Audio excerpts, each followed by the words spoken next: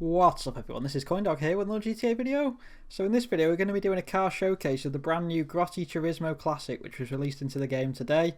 So basically what I'm going to do with this car is I'm going to take you through all the options that we've got available for it in terms of customization, and then give you my opinion on each one as we go through. So the car's obviously been released this morning, and basically it is Rockstar's version of a Ferrari F40. And I think they've done a really good job of making it look pretty close to an F40 without getting themselves in trouble. Obviously, Rockstar cannot use normal actual models of real vehicles because car companies don't want to be associated with a game that involves killing people potentially. So yeah, but I think they've done a really good job with it. So let's get into the options and see what they've given us to play with here. Okay, let's have a look and see what customization options we've got on this then. I love the way this thing looks already. So, armour, that's all normal. Brakes, of course. Bumpers. Alright, I like this already more than the Infernus because we've actually got some bumper options. So, lightweight, classic, race front bumper, and then GT front bumper, and then you've got them both with or without carbon. I don't really like the ones that hold that have these like pins that hold the splitter up. And then we've got the classic one. What's the difference between the classic and the stock? Okay, so you've got like the little fog lights at the bottom there and the vent that disappears. And then lightweight and stock, that basically just removes that centre insert. I'm going to go with the classic one. Engine, yeah, and engine block. Okay, so you can change the colour of that, and interestingly you can actually see it on this car, whereas on the Infernus you couldn't really unless you removed the whole engine cover and didn't run with the slats. So that's pretty cool. Exhaust, so 4 exhaust, carbon tipped, that's unusual. Chrome tipped, and then titanium tipped, and then a wide exhaust. It's a shame we haven't got a wide exhaust that's just like a normal chrome colour, but never mind. I'm going to go with carbon, it's a little bit different. Hood. Wow, we've got quite a few hood options here. So we've got stock hood with a stripe, vented hood.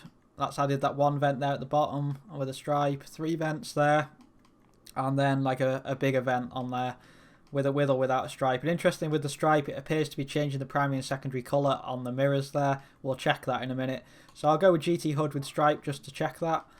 So onto the respray now. So let's have a look. Yeah, so the primary colour changes the main body of the car.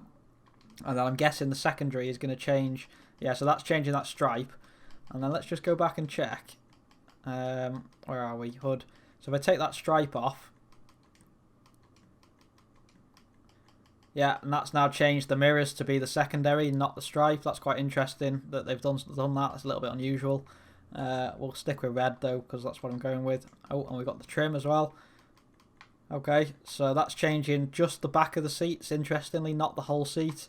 And then you've got the strip up the door card, but not the whole door card, and the dashboard. I like that. We'll go with red again. What else have we got? Sunstrip. Sunstrip's an unusual option. We don't see that very often. So we've got primary and secondary, and then carbon. I like that. It's quite interesting that they've given us a sunstrip on this. Skirts. Okay, that's a little bit disappointing. They've only given us 2 skirts to choose from here. So we've got secondary colour or carbon. I feel like they could have done a little bit more there. Spoilers. Wow, got a lot of spoilers here. Stock. And then you can do that primary or secondary or carbon. GT wing, which gives it like a little flick. Secondary or carbon. Then that's like a double GT wing almost. And then and then we've got the race wing, which has got like that centre strut in the middle. I think we'll go with the race wing. I like that. Transmission, that's normal. Turbo, nothing new there. Wheels, obviously they're going to be the same. I quite like the standard wheels on this. They suit the area of the car quite well.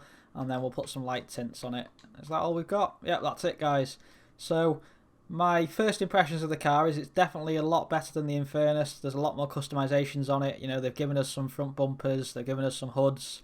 They could have given us some more skirts, to be honest, and we've got no rear bumpers, which is a bit of a shame. I feel like that rear bumper, you could have done some different things with it, maybe a diffuser or something like that, but maybe they were trying to stick with the area of the car. Obviously, the rear of this doesn't really look anything like a Ferrari F40, apart from the spoiler, but the front is very, very close to being the same, to be honest. But yeah, I quite like it. Let me know what you think in the comments below, and make sure you subscribed if you haven't done already. I'll be back again probably in about 3 or 4 hours with my top 3 paint job and customizations for this car, once I've had a little play around with it.